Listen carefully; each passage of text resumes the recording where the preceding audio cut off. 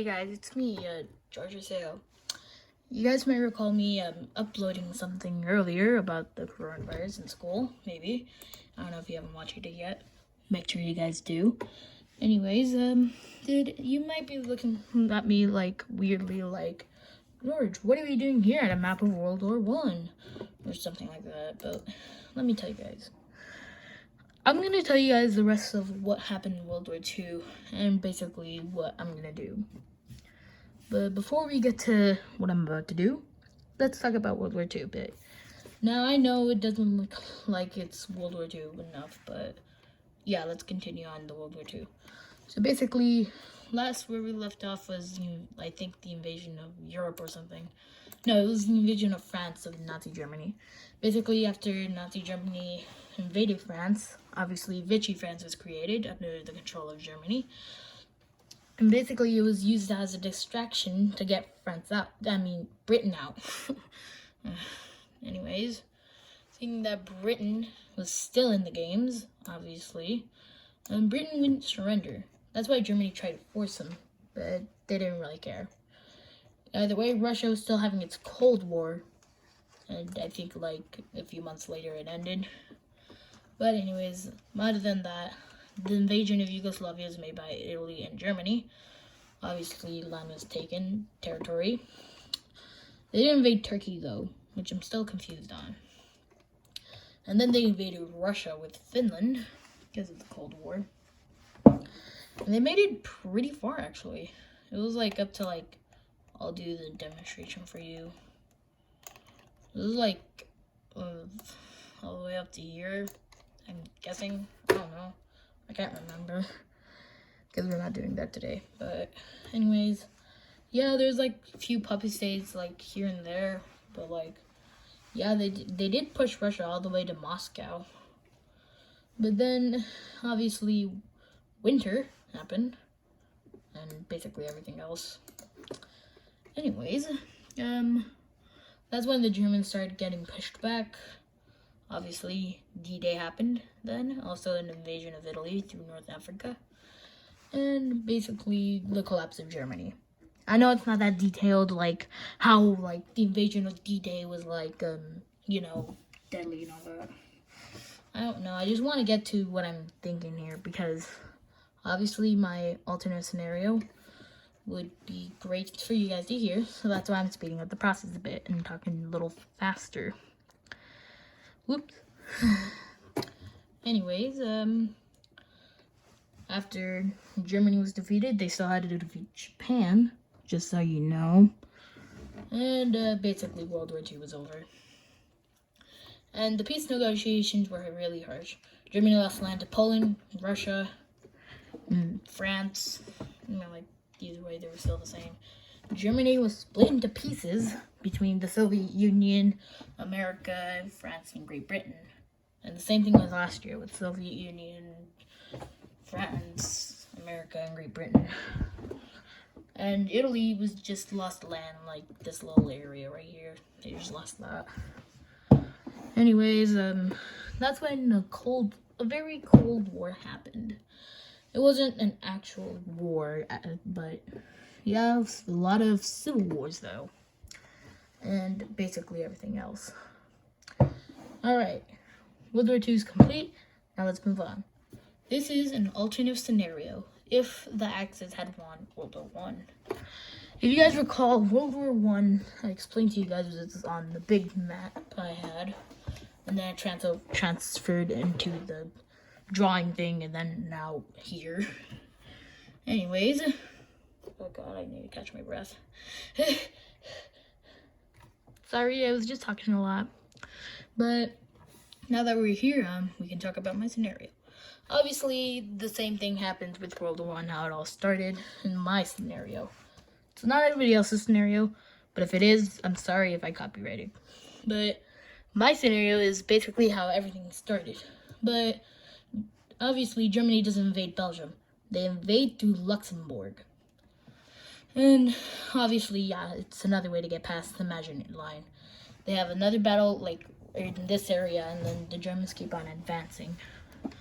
And then, obviously, when they're, right there or something like that, they make, a big like, you know, those flank things, and like killed all the French troops in Normandy. And the British were aware of this. They just weren't part of it yet because of Luxembourg. And the invasion of Luxembourg wasn't that surprising to Britain because obviously Luxembourg never had ties to England. But anyways, the Germans finally captured Paris and France fell. And now all they had to do was focus on Serbia and Russia. Russia did get prepared a little early. So a few wars happened here and there. But it wasn't too much. Because the Germans and the Austrians were mostly focusing on Serbia. Since Serbia was still alive. Because they thought, oh, Serbia's tiny. We should be able to take them out. But no, they were wrong. Like usual. Anyways, they invaded from here. They even got Bulgaria to invade from there. That's when Montenegro decided to join in against them, the Central Powers. And obviously, now Austria-Hungary has another way to get to Serbia. Seeing all these advantages, that's when Albania and Greece joined in because they were scared. And obviously, it was an easy squeezy, lemon squeezy. Seeing that the Ottomans actually want something. They invaded Russia, which means war with Russia, to get, like, the Caucasus back, obviously. But I don't know if you guys heard that, but I think I just made a little toot sound. No, not that kind of toot sound, but toot sound from, like, my voice. Anyways, Romania joins in because of Austria-Hungary, Transylvania, and Balkans. They were taken out immediately. Oop. But while they were getting control of Austria-Hungary, Russian troops ran in for war. So obviously, like, half of Romania was still, like, put in. And that's when the big invasion of Russia came in. They did take Poland, invaded Romania, Ukraine, the Baltics, Finland, even made naval invasions. And obviously, yeah, they got pretty far into Russia. Not as far as Nazi Germany did, but they were pretty far in. That's when Britain started getting concerned about it, so they declared war.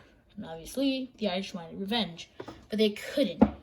That's why the rebels met with the Germans to plan an invasion. Not then and there. But seeing the entrance of Britain, Germany quickly invaded Belgium because they knew Belgium had ties with England. And then they kept pushing forward to Moscow, like right there or something.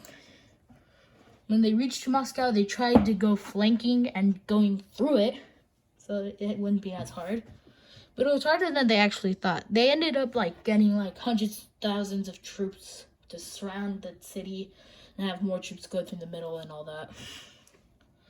They eventually did it, and Russia started having the Soviet revolutions. Obviously, another revolution for Russia. Anyways, yeah. The revolutions happened, Russia surrenders, and basically that's pretty much it. Now all they had to do was focus on England, Britain. That's when the Irish finally revolted, in my scenario. And obviously, yeah, they got over all of Ireland, even Northern Ireland. And that's when they started an invasion on Britain. A naval invasion. Hooray, who loves naval invasions? Not me.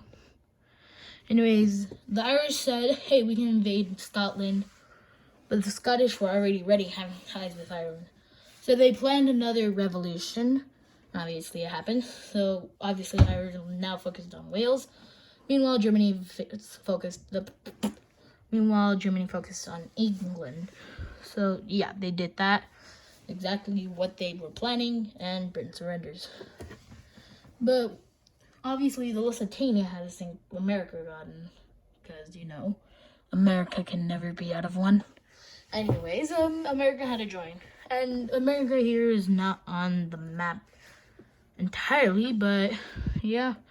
So that's when another naval invasion across the entire Atlantic Ocean was created. And then, boom, obviously it ended. World War I because of America. Obviously, Japanese were in on this, but it didn't take long for them to surrender. Well, as long as the Australians and the Indians. No, I'm just kidding. It's just a coronavirus joke. Anyways, who were the peace treaties? Obviously, Luxembourg was the next, no questions asked. Obviously, all of this here, and basically everything going to there. For Austria, basically like, basically from like here to here. And if you guys watched the other video, I was actually doing my plan for this when I was talking about the coronavirus.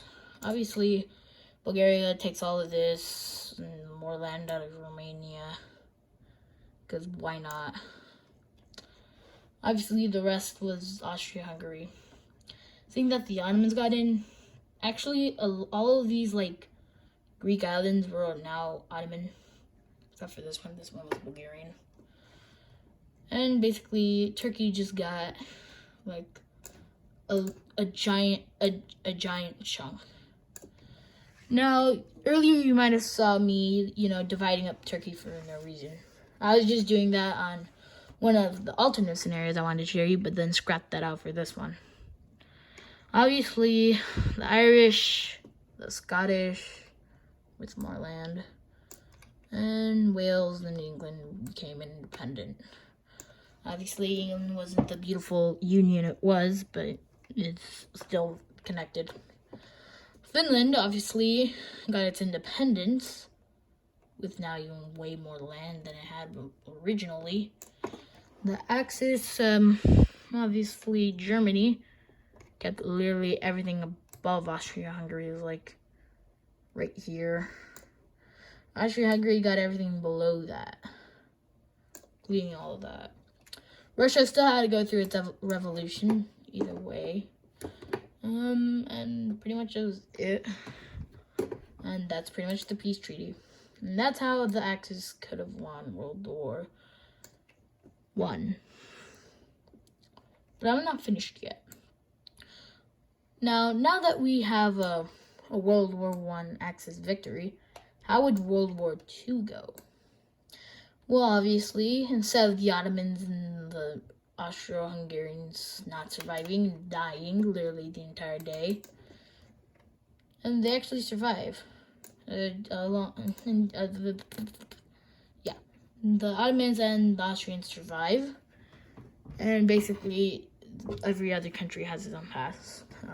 The Soviets still have their revolution. Soviets still win. America has its Great Depression and brings it to the entire planet. But Germany was doing fine. They have a strong military, a nice navy, and basically a nice, strong army. Yeah. I'm just thirsty. That's all. Anyways, just so you know, yeah. Basically, it's just basically every single thing until then. But instead of the things happening, a different thing happens. Instead of, obviously the angry mustache man takes over Germany, bringing fascists to its power. It actually doesn't happen in Germany, but it happens in France. Obviously, angry mustache man wasn't able to be fascist. But it still had to lead the country, though, and like, whatever it was. It was supposed to lead it to its great glory, apparently what Angry Mustache Man said to France. And was pretty much it. Italy, though, Italy got the worst out of it. They did join, as I almost forgot to mention this, but Italy did join the war. They were taking it out immediately because of the war. Anyways, Angry Mustache Man wants an invasion, but they couldn't. So, because, obviously, French rules. Alright, now let's see. How does this impact the world? Obviously, it would make Germany a global superpower. Pretty much. It kind of already was before. It would also put its allies in the superpower legacy. And basically everything else. I mean, like Russia, America, Britain, France, Italy. Basically all that continues. But the main ones are going to be these countries. Finland was not included because they're tiny and weak. No, I'm just kidding. Anyways, I forgot. How would this impact World War II? Obviously, that means France has to make a new Maginot line. So obviously, but since the Ardennes force wasn't entirely taken, so it's still like, it was like, I don't know, I can't remember. It was just like, since the Ardennes force wasn't entirely complete, the Maginot Line was still vulnerable to German invasions. It's just gonna have to be through there now. They didn't extend their border the Maginot Line all the way. Just Belgium. Just Belgium. The Dutch obviously were left alone. It also would have impacted Austria a lot, since their union was still complete and nothing really bad happened. I mean, like, there was no Mussolini. Well, Mussolini did rise to power, but yeah. Either way, Hitler's monarchy reign ends, even though Angry Mustache Man did nothing. So he goes back to Germany to try again. But nothing worked, so he had to assassinate whoever was in charge. And basically, yeah, rose to power. But then the people had a revolution and brought back, and obviously left Angry Mustache Man alone. Sorry, YouTube. But anyways, nothing else happens except, I don't know, I'll tell you guys later. But anyways, this video is probably getting too long. But yeah, anyways, I'll see you guys in the next video. Be sure to like and subscribe. Make sure you leave a comment down below. Obviously, I need your opinion on how the video is.